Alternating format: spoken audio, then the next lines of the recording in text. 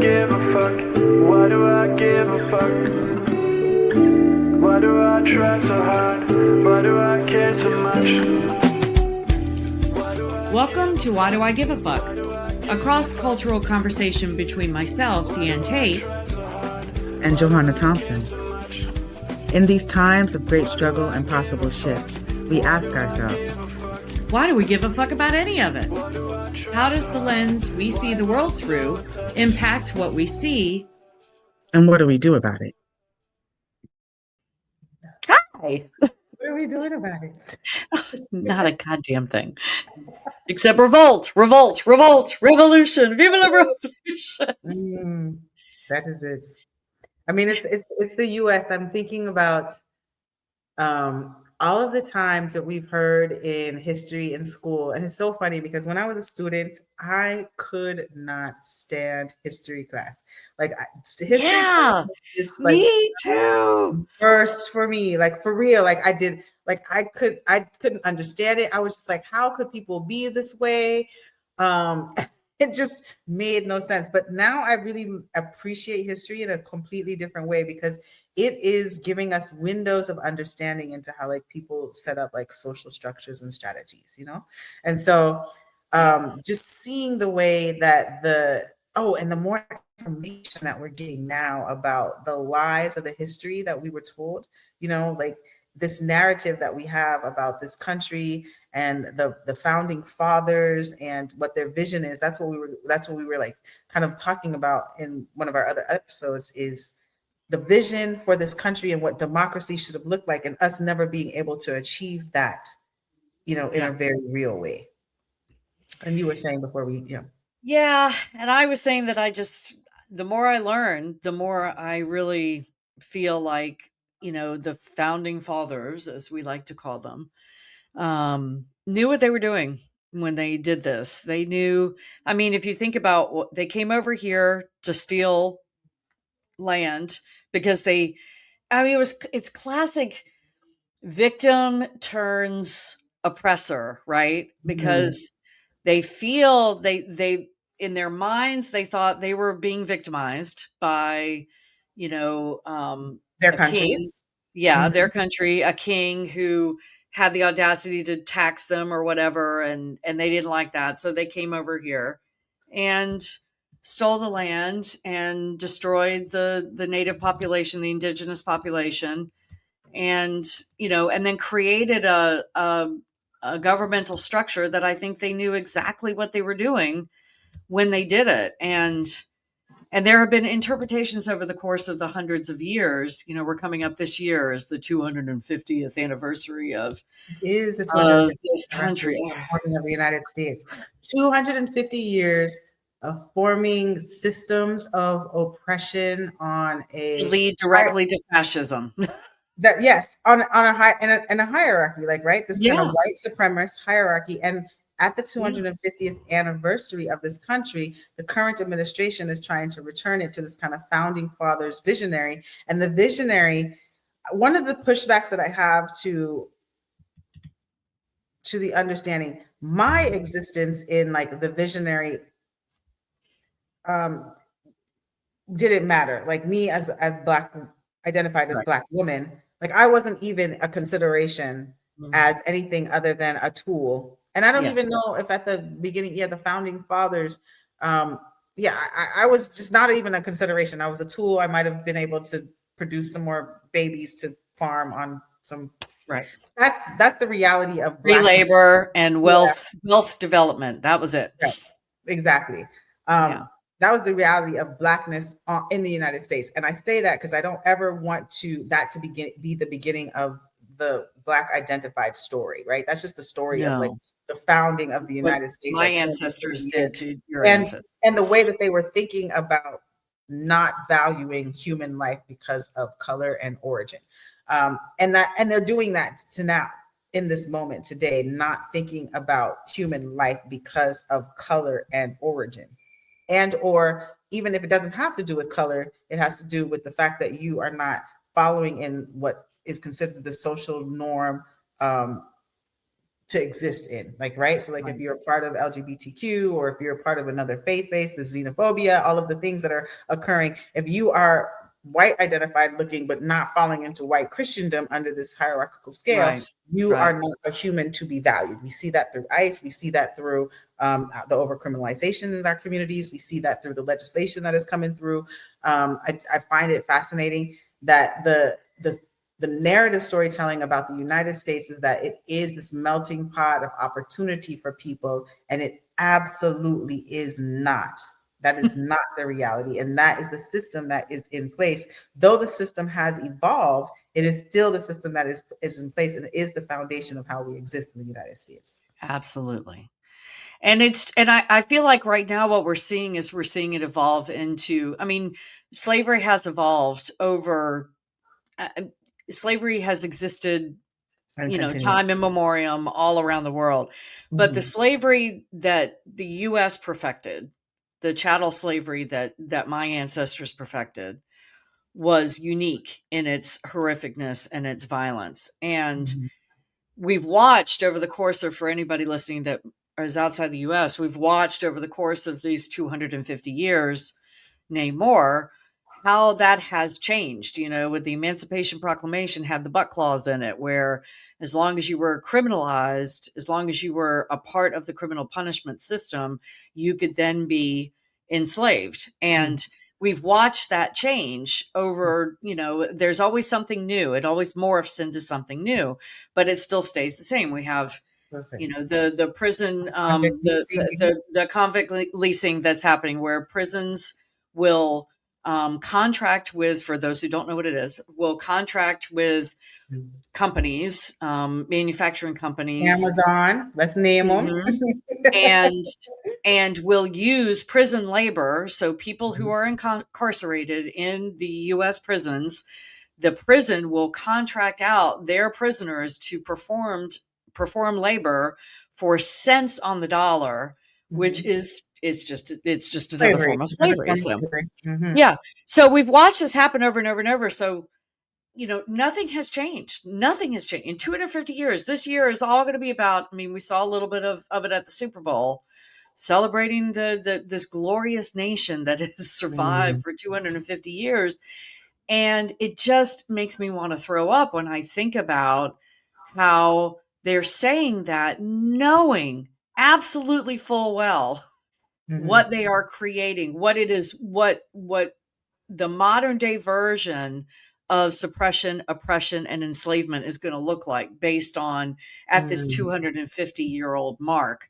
And I can just see them just, you know, oh goody, what are we going to come up with next? How are we going to be able to find that power structure? How are we going to be able to make that even stronger than it was even 4 years ago, 10 years ago, 5, you know, and it's so insidious and yet blatant, right? Like shadow and yet full fucking spotlight on it. I mean, the dichotomy of it. And I think it gets more and more, you know, I've always said that Trump was a personification of our spoiled child. Do what? A spoiled child, an overgrown 2-year-old. Well, no. I've always said that Trump is a personification of the absolute evil of this country. And I do not use that word ever. I mean, I usually, I stopped using it because I felt like it was a cop out. I felt like it was a way for people, if I said that something outside of myself was evil, then somehow I was always protected. I would never be that bad. If I called it evil, it was a way of distancing myself from the real possibility that I could cause just as much harm as whatever that thing is. So I never use the word evil, but I got to tell you, and I think it's interesting that your technology is getting fucked with and you're not even in US soil, but is that just because I'm the white woman in this equation? I don't know. But yeah, I've always said that he was the personification. Like so if we're looking at 250-year anniversary of this country, it's taken us 250 years to fully and wholeheartedly embody the Mm. absolute fucked upness of white Mhm. supremacy in Mhm. Trump. I mean, in his narcissism, in Mm. his childlike behavior, in his tantrums, in his bully propensities, in his overt and completely I don't give a shit who knows racism. And now we're finding in his pedophilia and his sexual, prowess and his raping of underage girls and how he finds that to be enticing. I mean, it is absolutely, if you think about all the characteristics that he Mm. exhibits, that is this country. Yeah, So on the that year of our is 250th anniversary, he is we have the poster manifested his child. personification to be the person sitting in the highest office in the land. Yeah, And yes. yeah, that's Yeah. It's very fucked scary. up. It's very scary. I'm glad to be surrounded by people who don't champion the United States. And I'm so curious Mm, about like other countries that are not champion the United States.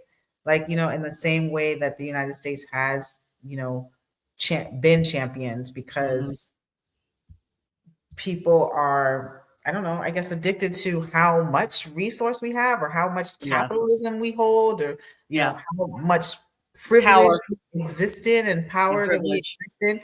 Yeah. But people are being able to witness and see that it's imploding on itself at this point. It really is like in a very sick way. You are seeing sickness manifested and what happens when you allow this level of sickness to go unchallenged. And Yeah. I don't want to devalue the work of all of the folks that have spent and dedicated their lives into challenging existing systems so that we can evolve into a place where more people can have access to privilege.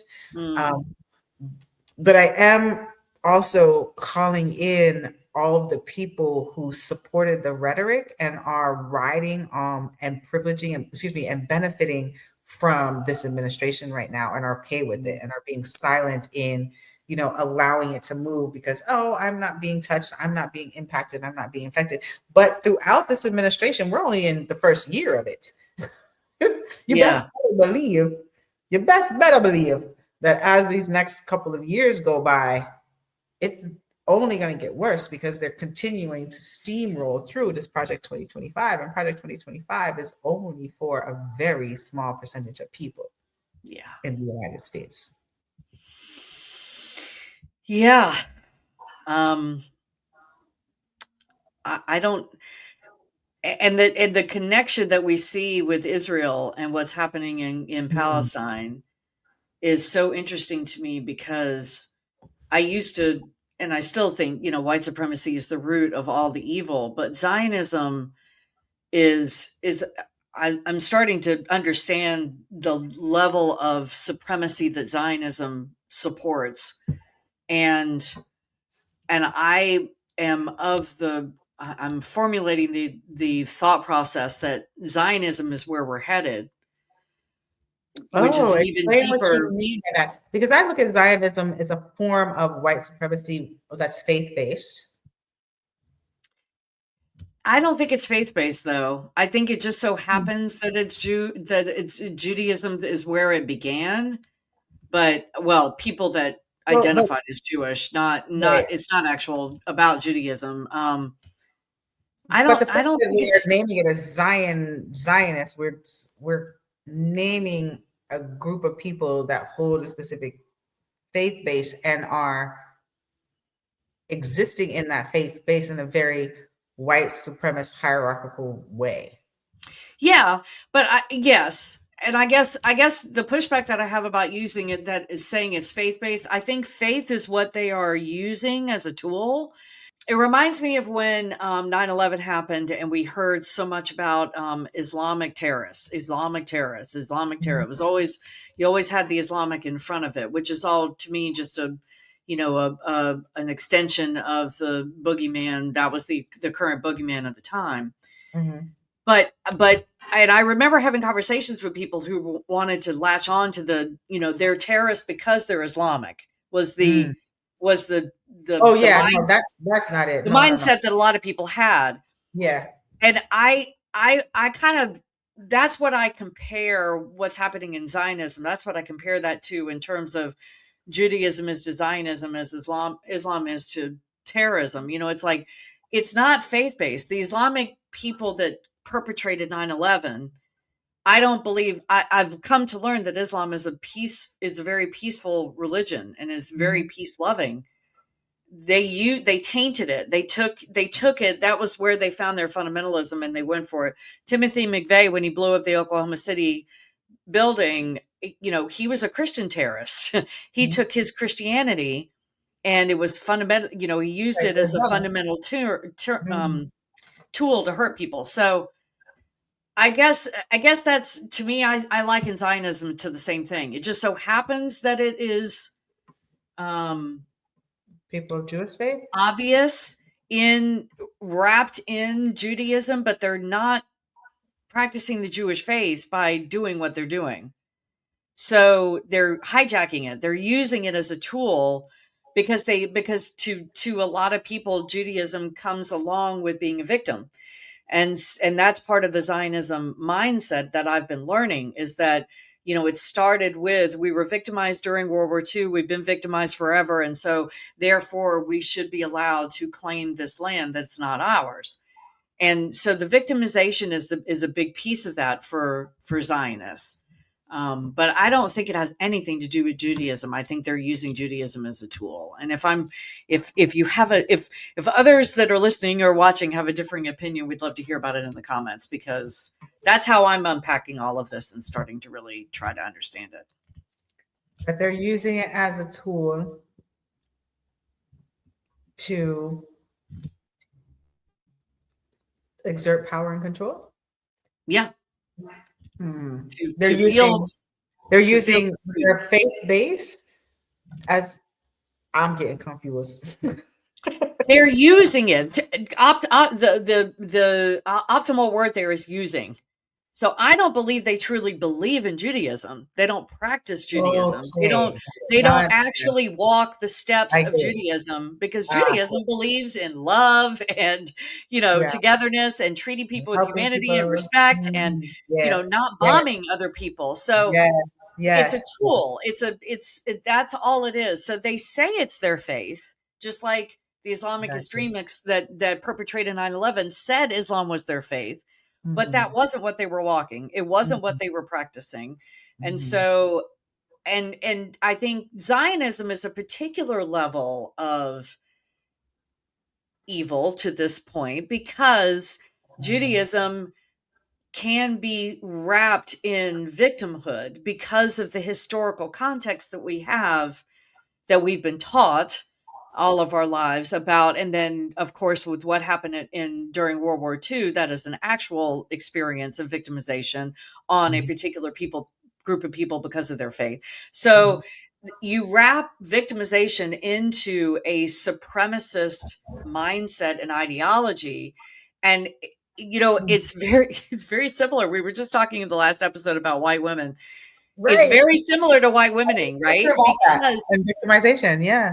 Because we are the ultimate victims, right? We always love to talk about the patriarchy and how put upon we are by the patriarchy, and we're just like you because of the patriarchy. And yet we cause an incredible amount of harm all the time, every day, every Under moment. the patriarchy. Right. And supportive of. So, right. Mhm. So to me, that's white women and Zionism, that level of supremacy married to victimization and victimhood is a particularly nasty brew Mhm. of evil. Because if you can paint yourself as the victim, you can then get away with, I mean, Harm. we've watched Israel do this to Gaza for, in Palestine for many more years, but certainly the last 2.5. And Mhm. so, we are the victims. We are the victims. But October 7th, I mean, you talk to a Zionist now, it's 2.5 years later, and Gaza is completely decimated. And they're still going to say, but October 7th. It's like, Mhm. Yeah. so yeah. That's my soapbox. I don't know if I said anything. No. I get the soapbox, and I'm curious to like bring the conversation full circle as like, do you do you think that this current administration is standing in victimhood? Like, are they calling in Yeah. victimize Yeah. because and what is the victimization that this administration is existing under? I mean, Whiteness is being persecuted. I've mm, actually heard them say that. Yeah, I mean, they've said it all along. Why that's always been a and whiteness loves to be the victim. whiteness is a completely made up concept because I know. where are you people from again? You're Scotland, Scotland. Scotland and Ireland. I am You're- as white you're as white can be. my younger brother too is Scottish and Irish too. Yeah.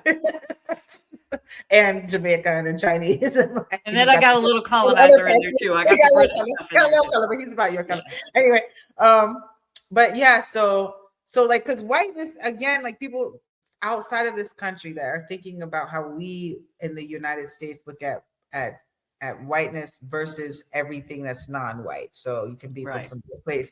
And again, whiteness, it took time to become what we understand whiteness as today, because Right. as different people were migrating onto the United States territory, Mhm.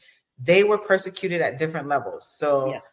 Irish people went through a whole issue. German people went through a whole issue. These are Yeah. like quintessential Italians. white folks Yep. now. Italian people, that's why we have like in New York is a wonderful place because you can go to Little Italy, where the Irish Scottish folks are living, Yes. where the Jewish white Jewish identified people are existing. Like it really shows you how segregated through ethnicity the United States is, at one of the biggest cities that we have, because I'm saying New York City in particular, not the whole state of New York, but Right. New York City in particular really shows you the diversity of migration into the United States. Mhm. And when you see that in that way, you grew up in it, because I did grow up in New York, you get to appreciate people's different ethnicity because everyone's cohabitating together on their little blocks and in their little communities, and you get to have some wonderful food. So there's an opportunity for us to exist in a very beautiful way. But then you had this history throughout this 250 years where, because of capitalism and proximity to whiteness and the white heteropatriarchy, they are creating their united front of whiteness by then saying, okay, we persecuted all of y'all, but now we want to make sure that we hold power and control. So now we're going to call ourselves all white, even though we come from completely different areas and have completely different ethnicities and completely different cultures associated with those ethnicities, because the parades be bomb. We're going to let you assimilate because we need the numbers. But we need the numbers. But we're going to keep the power. The Epstein class is going to keep the power. And we're going to use you guys as a united front conglomerate of whiteness. And then we're going to say everything that is not this is antithesis to this. Is wrong. And that is really what the narrative storytelling, this 250-year storytelling of the creation of the United States is this. Yes. And everything that is outside of what we've established as whiteness is the boogeyman. Exactly. And they are always trying to take from you, and they're always trying to take your job. I mean, what is the first thing we hear? Never taking anything. What was the first thing we hear when the argument against immigration was they're taking your jobs. They're taking your jobs. I mean, back in the day it was they're stealing your women, they're raping your women, and that is it. Yes. And that was what Trump said as he came down the escalator when he ran for office the first time. Was there, he was talking about people coming from Mexico, and they're bringing drugs, and they're raping your women, and they're rapists, they're murderers, So that's where that all ties in for me, in terms of, even though it is a particular level of I mean, we talked about gaslighting in the last episode. There's a particular level of gaslighting to be able to say that I hold all the power, and yet I am the ultimate victim.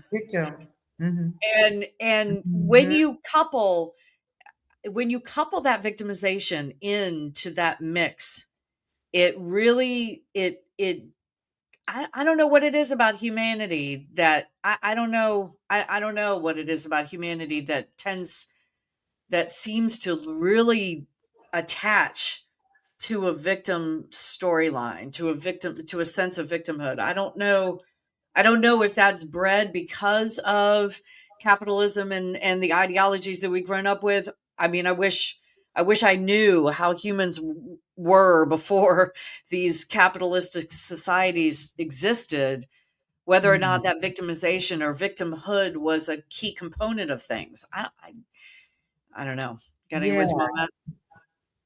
that's a really good question to like be curious about, because I I wonder what victimization looks like outside of capitalism, because I I do don't too. know how to exist outside of capitalism because that's what I was born into. Right.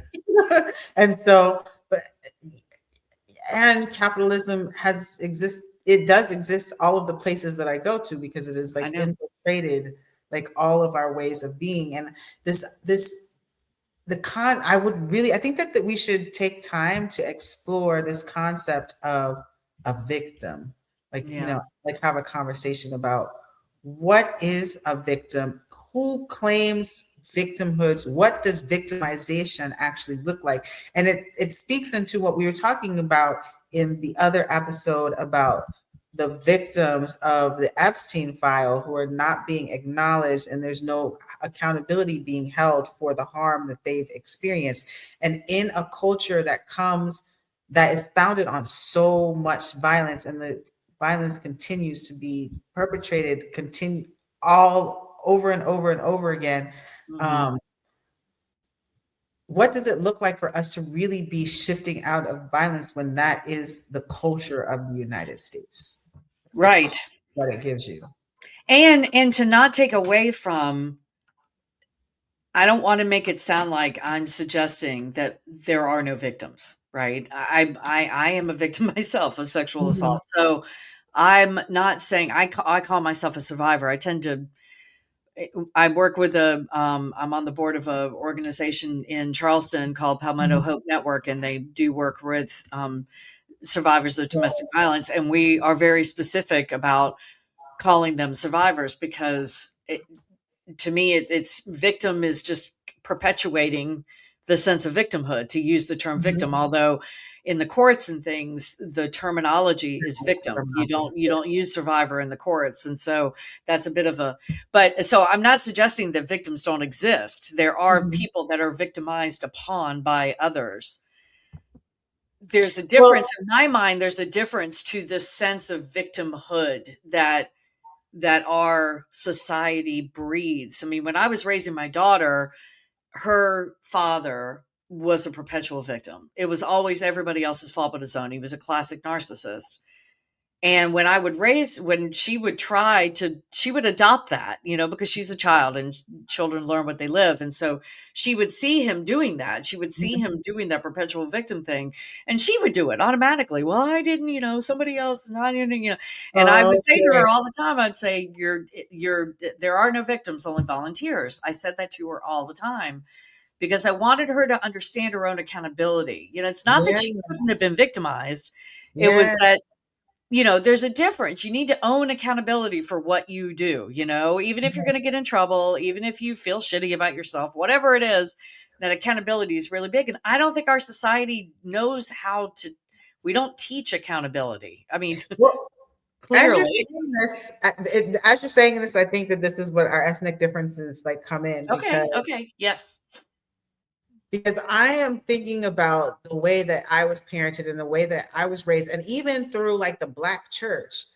It's like you're supposed to be wrong and strong. Like that's even like the terminology that we use. So it's Okay. like even if you've done something, you come up and you say that you've done it. And I'm curious if this is because I'm wondering if this is, and I'm making this like association now that I didn't experience, but like I'm wondering if this does have to do with slavery, because if you did not call into accountability for you, everybody got blamed for something. Everybody had to, like, Ah, you know what I mean? Because like I'm right. like, we weren't allowed to You Right. cannot come and say somebody else was the reason for you behaving I some way. didn't do That- it. It wasn't me. You could not do that. You had to be wrong and strong. Like, yo, I like that's the whole thing. Wow. Yeah, like no, you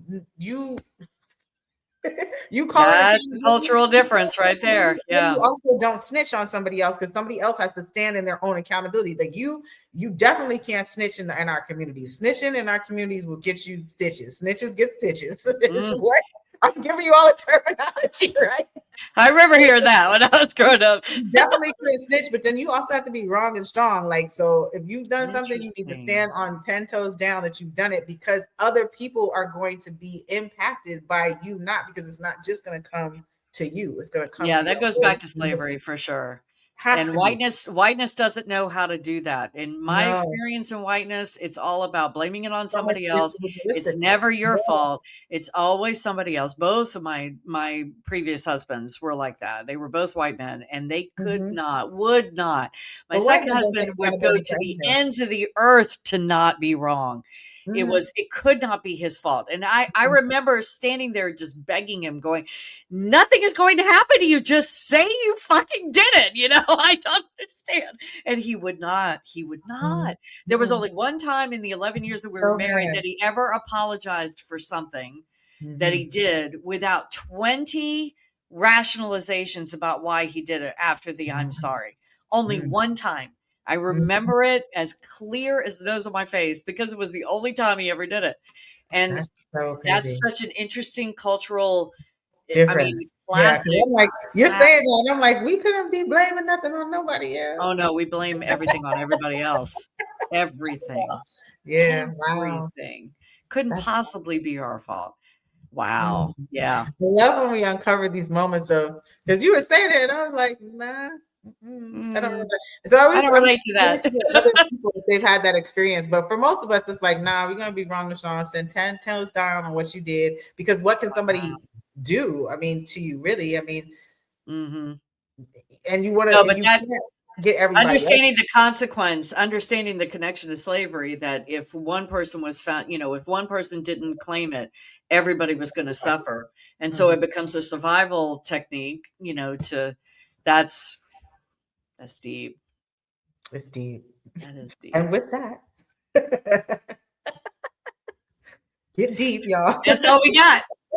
So what's the cultural context that you have about victimization? That is it. That is it. Thanks for joining us. Until next time, as you move throughout your day, continue to ask yourself, Why Do I Give a Fuck is produced in collaboration with Johanna and Diane. Music by Norwegian musician Water. See you next time.